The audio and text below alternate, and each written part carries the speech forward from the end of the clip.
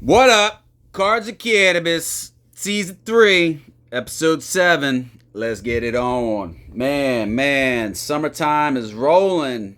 If we had intros and there weren't copyright infringements, we'd be playing Will Smith's Summertime with DJ Jazzy Jeff back in the day, bringing us in. Summer's been popping. It's been hot. It's been all over the place. It got cold. Now it's hot again.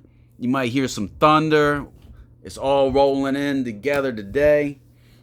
And that's just what we doing. Kids is graduating. People having parties.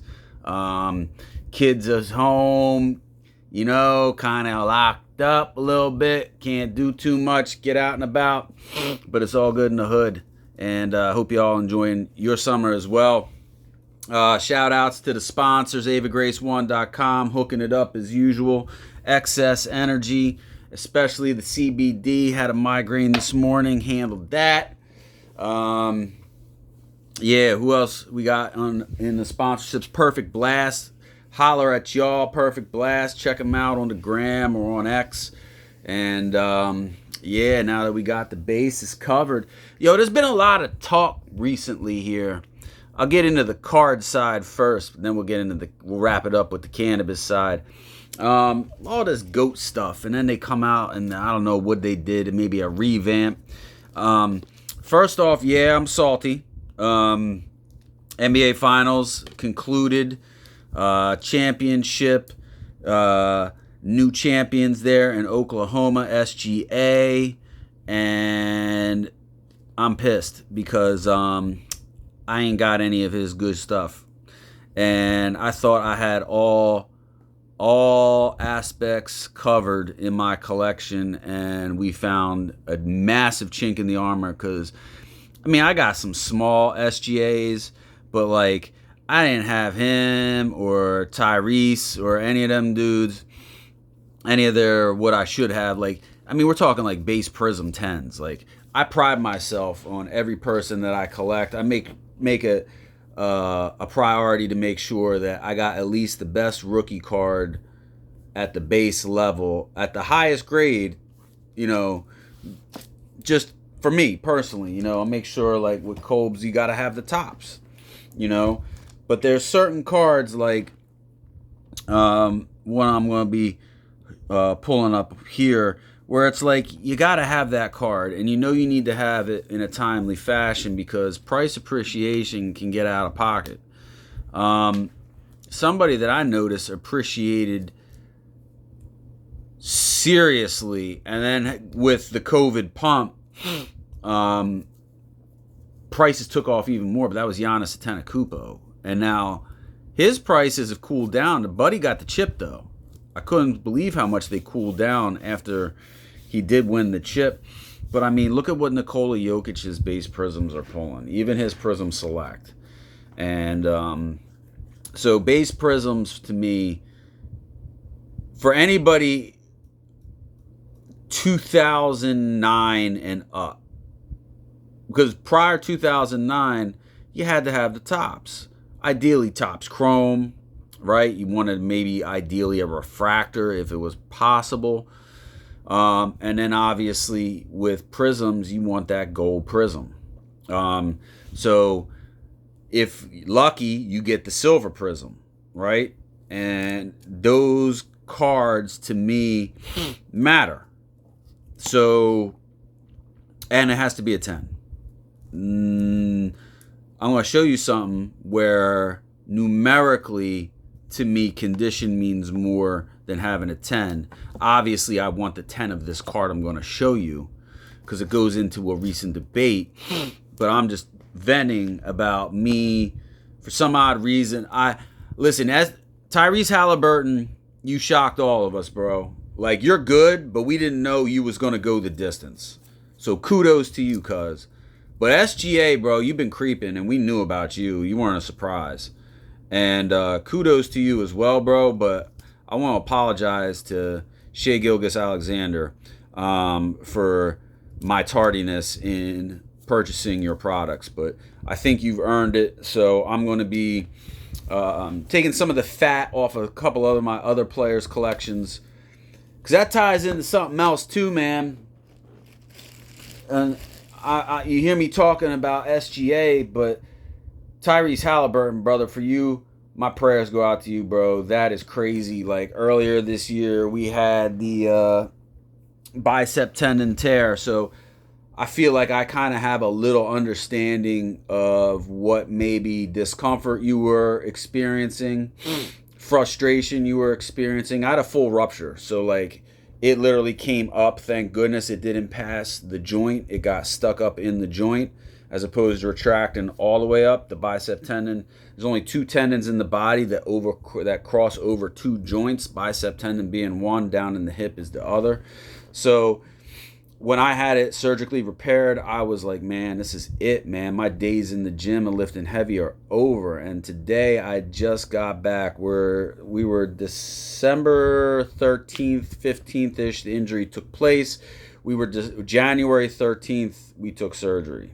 That was a long month because of the time frame where I really realized, man, I got a problem here. I got to go to the doctor. By the time the holidays, Christmas is around, bad time to book with a specialist because he's out and about. He ain't doing any work over the holidays. And obviously, Halliburton probably had surgery within 24 hours. I can tell you, brother, with what you have at your disposal, I honestly believe at your age you will be back. I do. I'm not just saying, because today I went back to the gym and did sets of 10 with 85-pound dumbbells. I don't do bench press anymore. A good buddy of mine, I think we reviewed him once on the channel, Nick Walker. He was doing an autograph signing one time, and the other pro that was there signing was Jay Cutler. Jay Cutler is somebody I admire. Jay's up on the wall over there on the big boys wall. Yeah, you should see the room sometime. Maybe I'll show it to you. Maybe I will. And I knew Jay's history with his bench press. He had torn his labrum while bench pressing, not uncommon. And I asked him about that, and he said I see no necessity to bench press heavy weight when you can get all the same desired results you're looking for from dumbbells. That was something that he told me. So needless to say, I mean, I took myself off the bench press and the bar presses almost 2 years ago.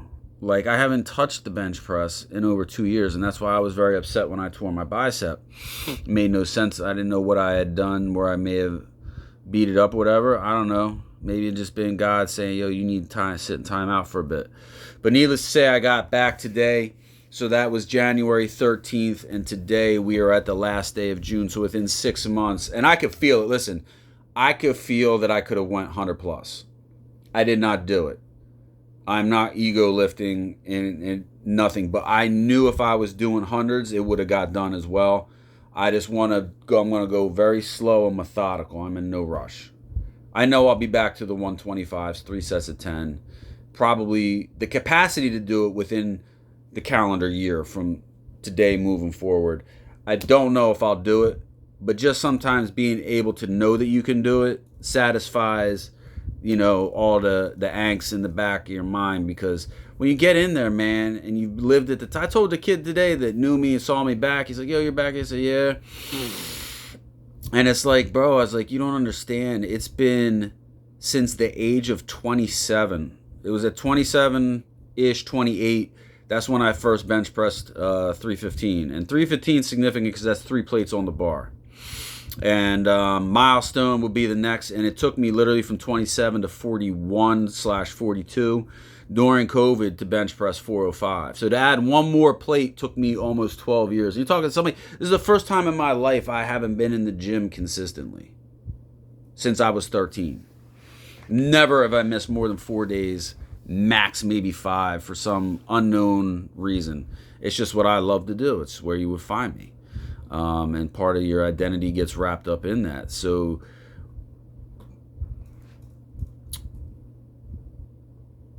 I don't know how to say it, but it's like, I'm glad I chose to speak into myself that I would transition when I was in my 40s, in my 30s. Because when you're in your 30s, I think you hit a peak of strength where they call it man strength, and I believe it. I don't know why dudes use steroids. Something's going to happen to you, bro. I trust you. Somewhere in your late 20s, and you're going to hit a spike, and you're going to be like, oh snap, 225. I've been struggling with you for this past 7 to 8 years, and all of a sudden, it's just going to start going up. It's just going to start going up. And then in your mid-30s, you're going to hit another spike where all of a sudden it's like, yeah, I can see where I can potentially, at sub 200-pound body weight, sub 10% body fat, I could probably get 405. Anything past that's not realistic for me. There's no way. Yes, you're going to have to take steroids. It's something that I just personally have always chosen not to do. There's no means for it. There was never any reason for it. Luckily, from an athletic standpoint, I never needed that as part of my ability to make a team, stay on a team. And luckily, I mean, bodybuilding it wasn't my thing until later, late 20s. And at that point, it's like, what are you nuts? You crazy? Like, if you're not identified in your early 20s, forget it. Look at Nick. Nick's a prime example. I think he had the Arnold Classic. He was the Arnold Classic champion, I think, at 24, 25. Yeah, and then, yeah, realistically, do you have a potential to be a Mr. Olympia? Yes, you do. And I think Nick still has a great chance of being Mr. Olympia. Nick is a wonderful athlete. I'm not even talking about what I wanted to get to. You know what? It doesn't even matter. I think this is a great topic to talk about. But needless to say, Mr. Halliburton, in your recovery, I know something that could help you out, and I'm going to tie this right in with our cannabis twist. I don't have my phone with me. We just getting back into the rhythm. I wanted to keep this going. I love this. I could care less if nobody ever watches. I really don't. This is just for me. Maybe one day I'll go back and I'll watch all my videos myself later on and say, man, you were kind of nuts. But I like to see, maybe have some data of current events that were in an area that I admire. I like athletics. I admire what these guys do. I see my friends that made it. The discipline to stay focused, to make a career. The guys that make it 10 years. Even if you're a knucklehead, it's still that you still have to do a certain amount of success-oriented tasks on a daily basis consistently just to maintain, but irregardless. So I honestly think Halliburton's going to be coming back. Will he ever get back to what we just witnessed? Don't know. I mean, that's a great unknown. Miles Turner, bro, I was rooting for him. I don't know why. Some told me I want to see this guy because he'd been around for a minute, big man, and now it worked out well for Miles Turner, I believe, this year, and I hope for some, I don't know why. I have no idea why I called him out just now. I just like something about him that I think, he had a great year as a big. That was nice. But yeah, man, I messed it up with those two. I even went back, got a couple extra Lucas. Oh, the other buddy, man, dog, Jason Tatum. Wow, we didn't see that coming. And both of y'all might need some cherry bomb. We got some cherry bomb here. I don't know where ooh, look at that. We get some color up in there. Got a little purple. Cherry bomb is a sativa. And due to the fact that we are right around, what time we at here? I can't tell. It won't show me. I think we're near the 420. So this is Tyrese Halliburton and the Jason Tatum. I hope you guys recover well. I hope you recover fast. And I hope you come back with the same enthusiasm you had, because y'all two did a great job this season for both your teams respectively. And you've got great careers. And it would be a hardship to lose you two out of the NBA family, because the NBA right now has got an incredibly large, high talent pool, of which the two of you are at the highest echelon. So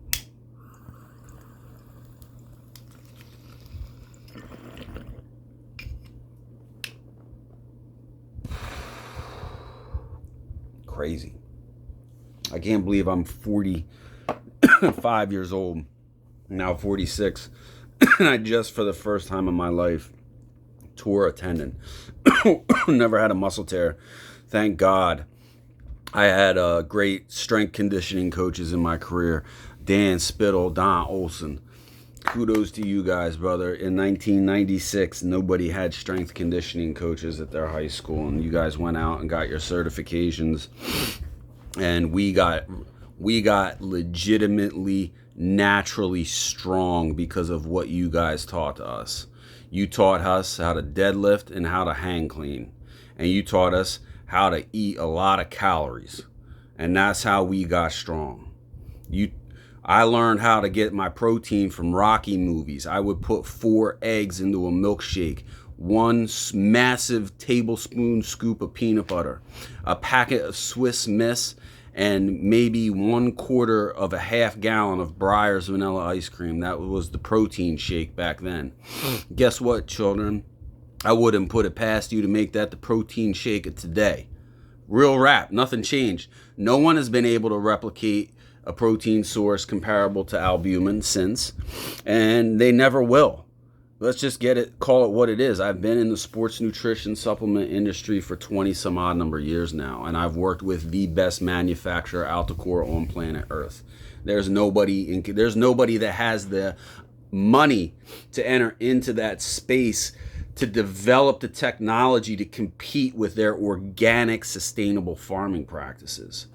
So you want to talk? I mean, you have no idea. If you see the posts like the Nutrilite and Excess run, I've been to those facilities, and I've met the doctors, and we've spoke the language together. I just came out of undergrad with a master's in molecular biology when they hooked me up with this company.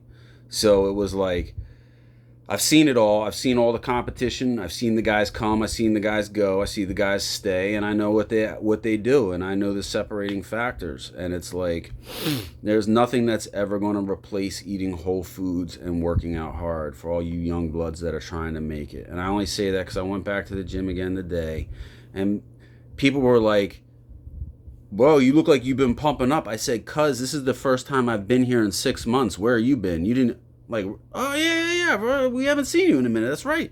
What happened? And they're like, "Dag, what are you doing? What are you taking to maintain?" I said, "I just eat a clean diet predominantly, and I cheat sparingly, especially if I'm not going to be in the gym working out." Because after the injury, I thought I could still arm curl 50 on the one side. I'm over here on the struggle bus with 5 pounds on the left side.